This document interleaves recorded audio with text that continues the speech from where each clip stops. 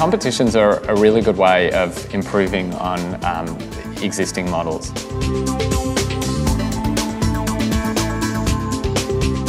We have never ever failed to meet the benchmark set by an in-house modelling team or academic researchers.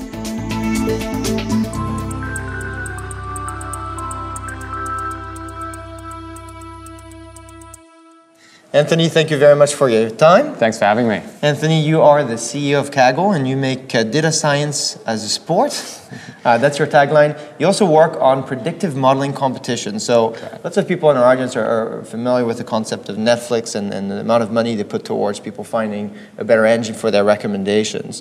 Tell us about the latest projects you're working on here. Yes, right. So the Netflix prize, as you say, was a $1 million competition to find, improve their movie recommendation algorithm. Well, just announced the other day was a $3 million competition put up by the Heritage Provider Network, which is a managed care organisation in Southern California, to predict which of their patients are going to end up in hospital in the next year. Now, so we think this is, well, the Netflix prize solves a grave problem. They wanted to prevent you from ever seeing a movie you didn't like. Well, this solves a somewhat graver problem. How to keep people out of hospital. So just to explain a little bit more about the competition. Yeah. The Heritage Provider Network manages the care of some 700,000 Americans. Now for them, the best way for them to save money is to keep their patients healthy. So what they want to do, so they're releasing, in order to do this, they're releasing data on when their patients have been to the doctor, the hospital, what blood tests and other tests they've had, x-rays, etc., what drugs they're on at any point in time. And with that information, computer scientists, statisticians, data hackers from all over the world are expected to build a model to predict which of these patients are going to end up in hospital in the next year. The utility of that to the health providers network is they can then rank all the people whose care they're responsible for in terms of risk. Person X is a 90% risk of going to hospital. Once they know that, they can start to, those people are flagged in their systems and they start to look at what they might do to prevent this. So it might be cheaper, for instance, if you see someone with diabetes, hypertension, high cholesterol, and they're not filling their prescriptions, it might be cheaper to have a nurse go to their house every day to make sure they take their tablets rather than pay for their hospital bill in a year's time. This is something that I'm sure makes a lot of sense to our audience, this idea of having data so you can know what you can do to prevent issues before you have to spend a lot of money to then solve that issue. So the contest is $3 million. It starts April 4th. Correct. Where do people go in order to find out more about that? So they can either go, there's a website for the contest at www.heritagehealthprize.com. Okay, and they can go to kaggle.com as well. Yeah, so we'll link to it.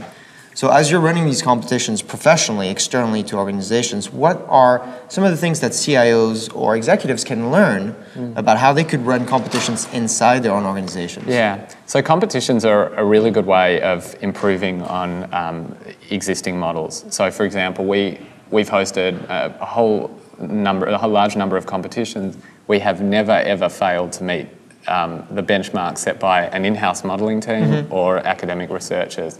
Now, why is this?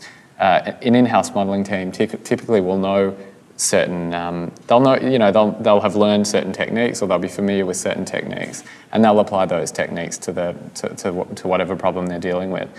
Whereas if you throw the problem open to a wide audience, everybody tries their own different techniques. Many have never heard of the problem before, don't have any preconceptions about how it ought to be solved. So what you end up with is a significantly better model in the end. So that's the first way that... So the answers might be coming from places that you might not have expected in the first place, basically. Absolutely. I think back to the first competition we ran, this is a nice story. We had a mathematician from MIT, a statistician from SAS, all these places from really formidable institutions. And the winner was a 25-year-old computer scientist from the University of Ljubljana in Slovenia. What happened? Amazing. So I suspect that if I was contracting for that job, I would probably have gone for the fellow from MIT. I would not have picked the kid from the University of Ljubljana, and I would have missed the best possible solution on that problem. I think that's a great lesson on how to use competitions inside your organization. Sometimes you might have preconceived ideas of where the best answer is going to come from. So the idea of running a competition is a great way to, I guess, surface the best talent for that given question. Yeah. What are some of the other traps typically you might think about solving a problem specifically and having maybe a model that solves the problem theoretically, but in real life might not actually solve it? Yeah, so it's very important. I guess Kaggle as a company runs predictive modeling competitions. And the reason we exist is because it's really hard to run competitions, or it's really hard to do data modeling data prediction projects and then apply the insights into real life. There are lots of traps you can fall into.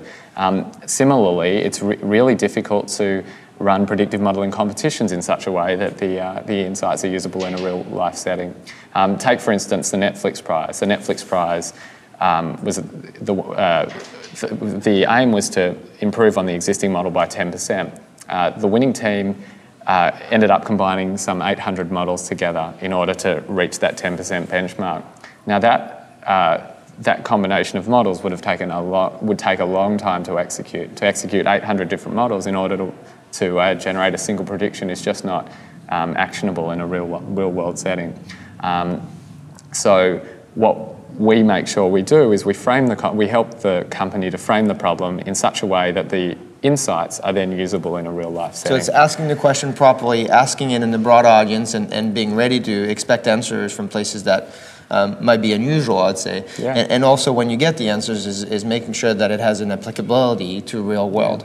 Well, I hope lots of people will come to you in order to get to know more about the public competition, and also if they need your insights for running their own competitions internally, they probably can come to kaggle.com. Terrific. Thanks, Thank you Bruno. very much for your time, Anthony.